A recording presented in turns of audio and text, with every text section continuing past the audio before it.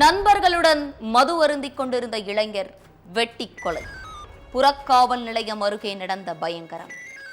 மது போதையில் நடந்த தகராறா அல்லது அண்ணனை பழிவாங்க மாஸ்டர் பிளானா? பின்னணி என்ன?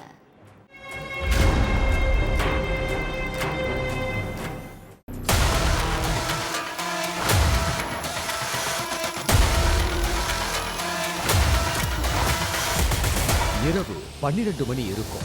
தெருவே மயான அமைதியா இருந்திருக்கு.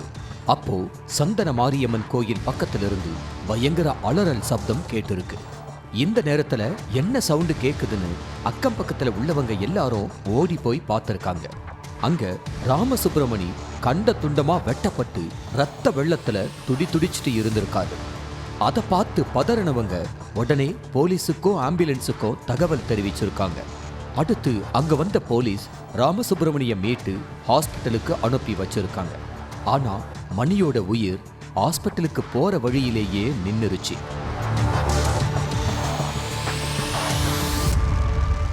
அதுக்கப்புறம் ராமசுப்ரமணிய கொலை பண்ணது யாரு, கண்ட துண்டமா வெட்டி போடுற அளவுக்கு என்ன பிரச்சனை, முன்விரோதம் காரணமா ராமசுப்ரமணி கொலை செய்யப்பட்டிருக்காரா இல்ல வேற ஏதாச்சும் காரணமான்னு தெரிஞ்சுக்க போலீஸ் விசாரணையில இறங்கி இருக்காங்க. ராமசுப்ரமணி இறந்து கிடந்த இடத்துல சோதனை நடந்துட்டு இருக்கிறப்ப அங்க 4-5 மது பாட்டில்களும் ஊறுகாய் பாக்கெட்டுகளும் இருந்ததை போலீஸ் பார்த்திருக்காங்க.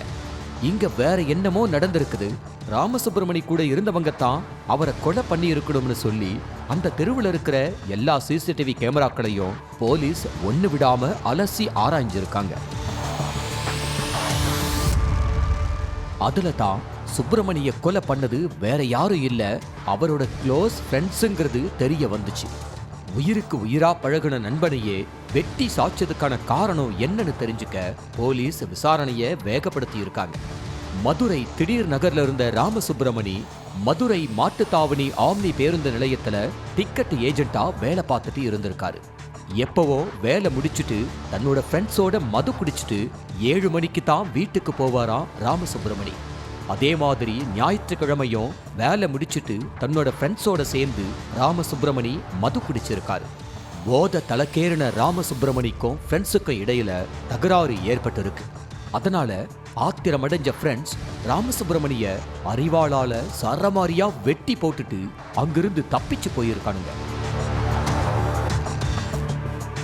7 மணிக்கெல்லாம் டான்னு வீட்டுக்கு வர்ற மகன் நைட்டு 10 மணி ஆகியும் வீட்டுக்கு வரல.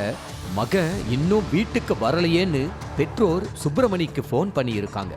ஆனா அவரோட செல்போன் ஸ்விட்ச் ஆஃப்ல இருந்திருக்கு. அடுத்து ராமசுப்ரமணி கூட வேலை பார்க்கறவங்க கிட்ட கால் பண்ணி கேட்டு இருக்காங்க பெற்றோர். ராமசுப்ரமணி 6:30 மணிக்கெல்லாம் வீட்டுக்கு கிளம்பிட்டான்னு சொல்லியிருக்காங்க கூட வேலை பார்க்கறவங்க. மகன் எங்க போயிருப்பான்னு தெரியலையேன்னு பெற்றோர் பல இடங்கள்ல தேடி அலைஞ்சி நொந்து போயிருந்தாங்க. அந்த நேரத்துல தான் உங்க மகனை யாரோ கொலை பண்ணிட்டாங்க அப்படின்னு தகவல் போயிருக்கு. அதை கேட்டதும் அதிர்ச்சியில உறைஞ்சு போன பெற்றோர் சம்பவம் நடந்த இடத்துக்கு போயிருக்காங்க.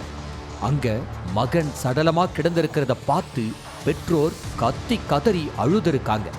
ராமசுப்ரமணிய வெட்டி போட்டுட்டு தப்பிச்சு போன 4 பேரையும் போலீஸ் தீவிரமா தேடிட்டு வர்றாங்க.